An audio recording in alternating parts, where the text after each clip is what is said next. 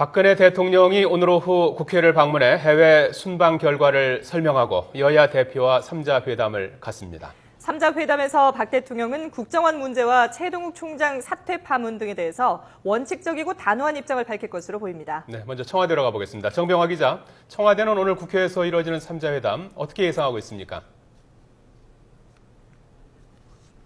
네, 박근혜 대통령은 예정된 회담 시간인 오후 3시에 맞춰 잠시 뒤 청와대에서 국회로 이동할 예정입니다. 박 대통령은 앞서 지난 주말과 휴일 동안 일정을 최소화하고 회담 준비에 집중한 것으로 전해졌습니다. 참모들로부터 야당의 분위기와 기류를 보고받고 회담에서 제기될 주요 의제에 대해 답변할 내용을 검토한 것으로 보입니다. 박 대통령은 먼저 경제수석과 외교안보수석 등을 대동해 국회의장단과 여야 대표단의 러시아 G20 정상회의와 베트남 순방 결과를 설명합니다. 이어 방을 옮겨 각각 비서실장이 배석한 가운데 여야 대표와 3자 회담을 진행하게 됩니다. 청와대는 순방 결과 설명이 30여 분, 3자 회담을 1시간 정도로 예상하고 있습니다.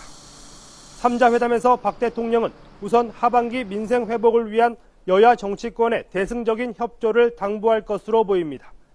부동산 대책 관련 법안과 경제 활성화 입법의 조속한 처리와 일자리 창출을 위한 노력 등을 강조할 것으로 전망됩니다. 민주당 김한길 대표가 집중 제기할 것으로 예상되는 국정원 문제와 최동욱 검찰총장 사퇴 파문에 대해서는 원칙적이고 단호한 입장을 밝힐 것으로 보입니다.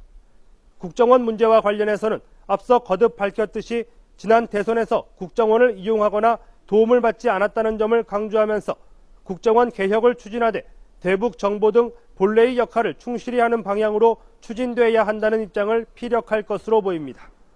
최동욱 총장 사퇴 파문에 대해서는 진실규명이 우선이라는 원칙을 고수할 것으로 전망됩니다.